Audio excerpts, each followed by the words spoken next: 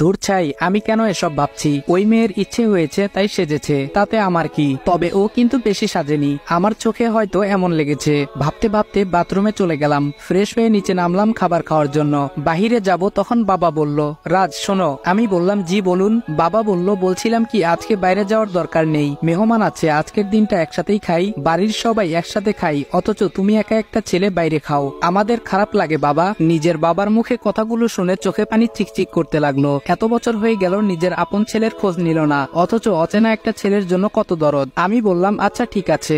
বাবা বলল, তাহলে টেবিলে বসো, সবার সাথে খেতে বসছি। কিন্তু ইসি আসেনি, তাই ভাবি ইসিকে ডাকতে গেলেন। একটু পরে দুজন ফিরে এলেন, তবে খাবার টেবিলে আমায় দেখে কিছুটা চমকে গেল। তবে মেহমান থাকায় তেমন একটা রিয়াকশন দেখলাম না। খাওয়ার সময় সবাই টুকটাক কথা বলছে, যেগুলো আমি শুধু চুপচাপ শুনেছি, কিছু বলিনি। কথাবার্তা শুনে বুঝতে পারলাম আমার বোনের হবু শ্বশুর মশাই রৌফ চৌধুরী বাবার মতোই একজন বিশিষ্ট ব্যবসায়ী, আর হবুবর রোহান ওনার একমাত্র ছেলে। খাবার শেষ করে উঠেই যাচ্ছি, তখন ফোনটা বেজে উঠলো। তাড়াহুড়োই উঠতে গিয়ে ইসির সাথে ধাক্কা লেগে যায়। দুজন একসাথে উঠতে গিয়ে কাকতালীয় ভাবে ঘটে যায় ঘটনা। আমি কিন্তু ইচ্ছে করে দেইনি। ধাক্কার টাল সামলাতে না পেরে ইসি কিছুটা ঝুঁকে যায়, তবে পড়েনি। স্ট্রং বডি বলে কথা, কিন্তু পায়ে কিছুটা আঘাত পায়। আমি সেখান থেকে ডোন্ট কেয়ার ভাব নিয়ে ফোন হাতে সোজা রুমে ঢুকে যাই, আর সবাই আমার যাওয়ার দিকে তাকিয়ে থাকে। ফোনটা ছিল আমার সিনিয়রের, যিনি আমায় এই মিশনের দায়িত্ব দিয়েছেন। আগামীকাল আরো কয়েকজন যোগ হবে আমার সাথে, সেটা না হয় কালই দেখা যাবে। আমি ল্যাপটপে কাজ করছি। এটা যেহেতু প্রেম নিয়ে গল্প, তাই কাজের জটিল ডিটেলস মাঝখানে ব্যাখ্যা করছি না।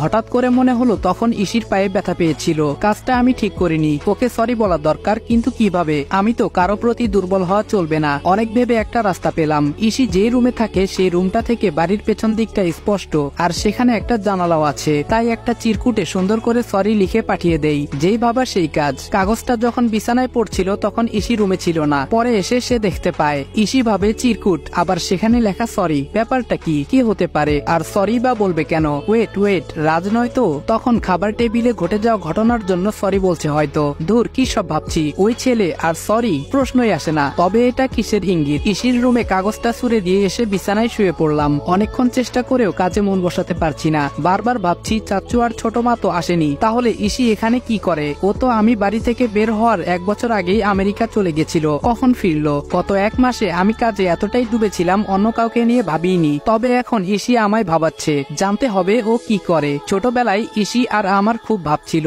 সব সময় একসাথে ছিলাম। খালু অফিসের কাজে আমেরিকায় সেটেল হয়ে যায়, আর খালামণিকেও নিয়ে যায়, কিন্তু ইসিকে নিতে পারেনি উনারা। এত ছোট্ট ইসি কান্না করে বাড়ি গরম করে দিয়েছিল। আমায় ছেড়ে আমাদের ছেড়ে যাবে না, কিন্তু এর 2 বছর পর ঠিকই জোর করে নিয়ে যাওয়া হয়। ইসি চলে যাওয়ায় আমি আরো একা হয়ে পড়ি। এর সাথে যোগ হয় ভাইয়ার অত্যাচার আর বাবা মায়ের অবহেলা। আচ্ছা, ইসি কি দেশে আসার পর একবারও জানতে চেয়েছিল আবিদ কোথায়? ও কি আমাকে খুঁজেছিল?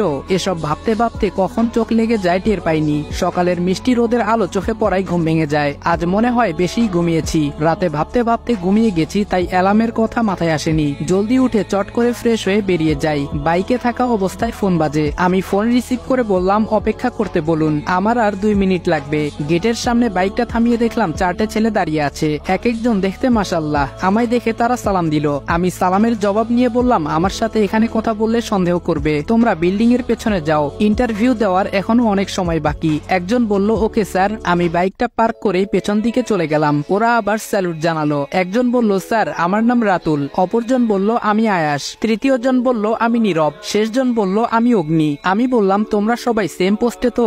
আয়াস বলল, ইয়েস স্যার। আমি বললাম, গুড। তবে এখানে আমাকে তোমরা স্যার করবে না, নাম নিয়ে ডাকবে, কারণ অনেক রিকোয়েস্ট করে গ্রামের ছোটবেলার বন্ধু এসব বলে চাকরি ম্যানেজ করেছি। তাই এমন কিছু করবে না যার দ্বারা কেউ বিন্দুমাত্র সন্দেহ করতে পারে। সবাই একসাথে বলল, ইয়েস স্যার। আমি বললাম, আমি রাজ। আমাকে রাজ বলেই ডাকবে, এবং অফিসে ফর্মালিটি মেনটেন করার জন্য স্যার বলবে। সবাই বলল, ওকে। আমি বললাম, যাও সবাই, আমি আসছি। স্যারকে ফোন দিয়ে কনফার্ম করে দিয়ে যেই অফিসের গেটে পা বাড়ালাম, অমনি চোখ পড়ে গেটের বাইরের দিকে। একজন অফিসে ঢুকছে গেট দিয়ে, যাকে দেখে আমি অবাকের চরম সীমায়।